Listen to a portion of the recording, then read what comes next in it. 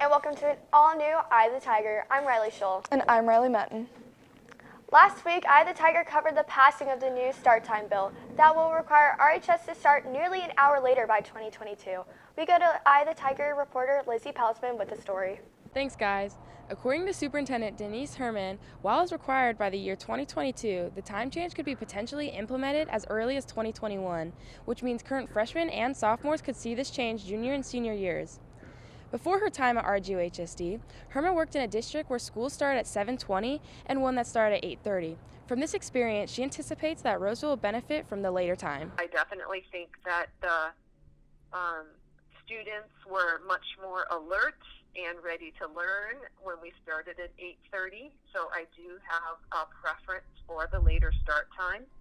I just wish that we had a little bit more flexibility in how we were going to do it and having more flexibility on the high school and middle school schedules and things like that. According to Transportation Director Julie Guerrero, this change will create coordination issues with busing because RGHSD shares buses with Roseville City School District elementary and middle schools, changing the start times for high schools and middle schools, which was a complete restructure of current routes.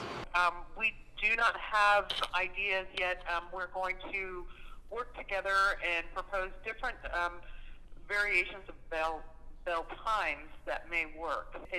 It's not going to be easy because to try to entice new drivers to become school bus drivers, it's going to be hard because the routes are going to be shorter. One of the major concerns is how the later start time will affect after-school activities like sports.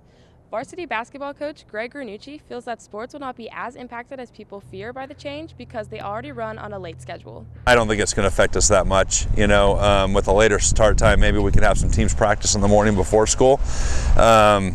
We practice till 9 o'clock at night. Some teams do anyway. So I think we'll be able to adjust pretty smoothly. Lizzie Peltzman for Eye of the Tiger. Now we go back to the studio. The district will continue to work through coordinating buses and after-school activities. The junior class will sell Halloween candy grams today during both lunches in Senior Square for $1.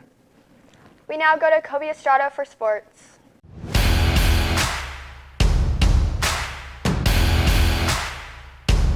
Good morning and welcome to this Tuesday's edition of EOTSN. I'm Kobe Estrada. A few Roseville High School students have started a lacrosse club and hope to make it an official school team next year if the CIF adopts the sport. According to club president Junior Kellen Clements, the club will pull kids from different schools in order to fill their club team. We're taking kids from just other schools and stuff that don't have club or full teams yet, so we can have them over at our club. So our goal is that next year it'll be a school sport. I'm really excited to get a bunch of new people out there and get them playing lacrosse and get them excited about wanting to continue the sport. In another sports news, boys football lost to Yuba City on Friday with a score of 42-14. Girls and boys water polo play tonight at Inderkum. And that's all in your home for Roseville High School sports, top plays, breakdowns, and more. Eye of the Tiger Sports Network, EOTSN. And now we go over to entertainment. Thanks, Kobe. This past weekend, one of my most anticipated movies of this year came out in select cities across the U.S.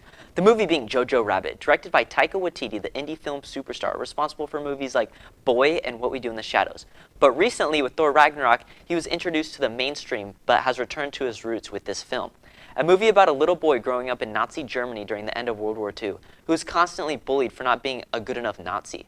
This causes him to take advice from his imaginary friend Adolf Hitler, who is played by Waititi himself. If you're not familiar with his previous work, this might sound a bit crazy, but is where Taika thrives. He's a master of taking sad and serious subject matter and turning it into a comedic film.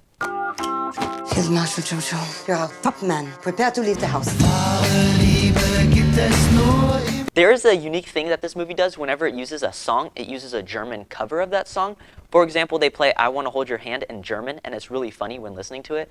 But there's also a scene at the end that I won't spoil, but it plays Heroes by David Bowie, and is playing in German to one of the most serious and sad scenes, and I definitely 100% did not cry during that scene.